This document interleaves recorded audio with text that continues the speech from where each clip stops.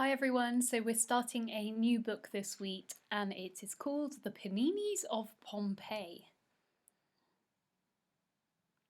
It's by Andy Stanton and illustrated by Salto Walker.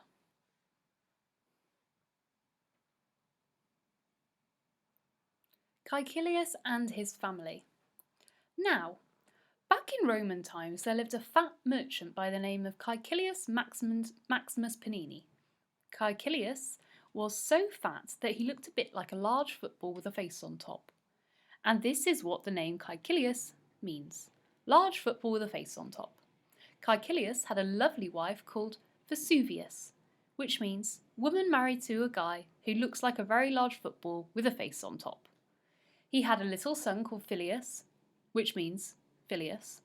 Filius was 10 years old, or as the Romans said, he was X years old. The Romans were always using letters instead of numbers, and you know why? It's because they were very stupid people indeed. Now, not only was Caecilius a fat merchant, but he was a fart merchant too. You see, like many businessmen of that time, Caecilius was in the fart trade. He would buy farts down at the market on Friedrichus morning for 2 buzzle swazzles each. Buzzle swazzles were the name of the coins in those days. And then, on Santarium, yes, the very next day, he'd return to the market and sell them back to the same people he'd just bought them off, but this time for 5 buzzle swazzles each. In this way, Caecilius had grown immensely rich, and now he had over 30,000 buzzle swazzles in the bank. 30,000 buzzle swazzles, can you imagine it? That's nearly 500 cromps. This meant that Caecilius was one of the richest men alive. You might be thinking to yourself, that is why he was so fat. You know, because he was always eating fancy foods and having toffees between meal times. But shame on you if you thought that. Caecilius was actually a fairly sensible eater. He just had a glandular problem. Caecilius and his family lived in the town of Pompeii. Can you see how there are 2 eyes in the end of Pompeii, when surely only one would be enough? The ancient Romans were so rich and wasteful that they didn't even care how many letters they used. Nowadays, we're far more careful with the way we use our letters.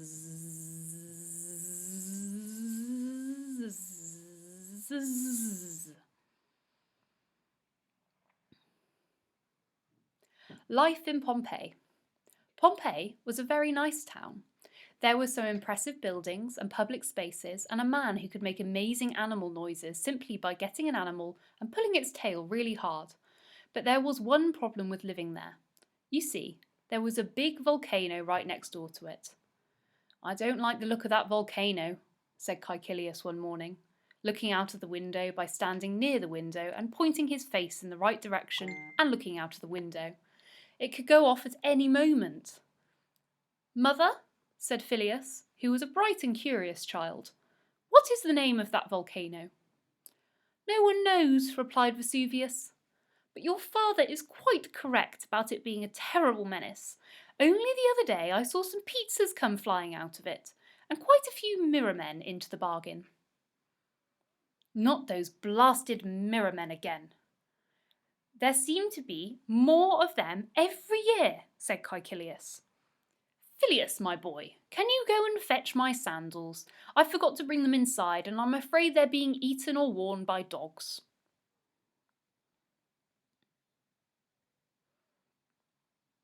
So Filius went to collect his father's sandals, and while he did so, he thought about the mirror men, and about all the other inventions that the Romans had come up with. You see, the Romans were very clever people indeed, and they had invented a lot of things that we still use today, including central heating, baths, frogs, roads, pencils with rubbers on the end, mirror men with central heating, mirror men with rubbers on the end, frogs with central heating, baths with mirror men sitting in them, roads covered with pencils, and frogs. Aqueducts filled with mirror men, pencils with rubbers on the end, spears with rubbers on the end, mirror men eating spears and frogs, volcanoes, pizzas erupting out of volcanoes, pizzas erupting out of frogs erupting out of pizzas, roads with central heating, mirror men sitting on a giant pizza erupting out of a volcano, near a frog, baths, but when you keep the tap, pencils come out instead of water. Togas, which were kind of like a robe that everyone wore, and togarones, which were kind of like a robe made of chocolate, and instead of taking it off when you went to bed, you just ate it, and a new one grew back the next day. I think.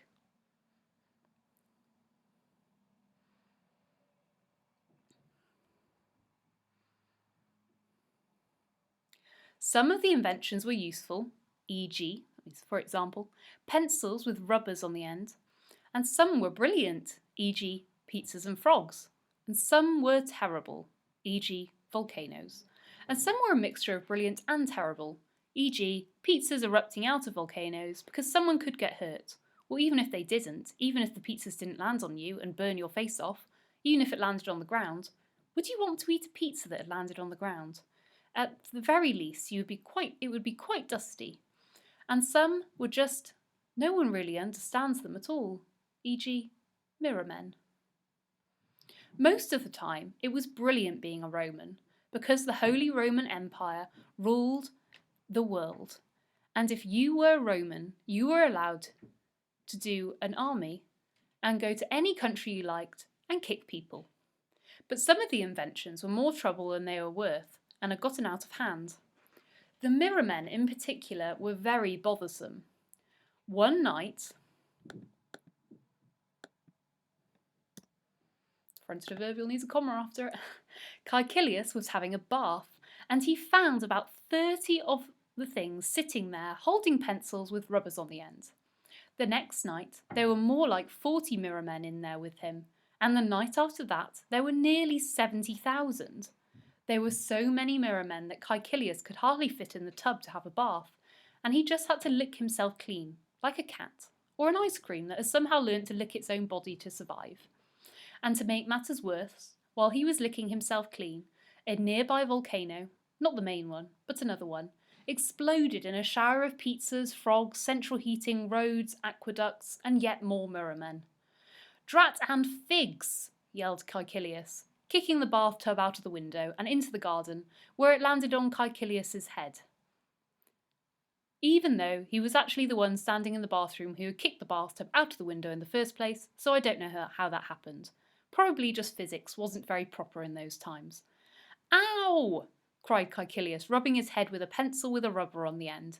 You'd think the rubber would be good at rubbing his head, but it actually started erasing it. This day is going to be going from bad to worse, yelled Caecilius. Everything is exploding all the time, mirror men everywhere, and now I've erased most of my own head. So that's what life in Roman times was like. Good, but they had their problems.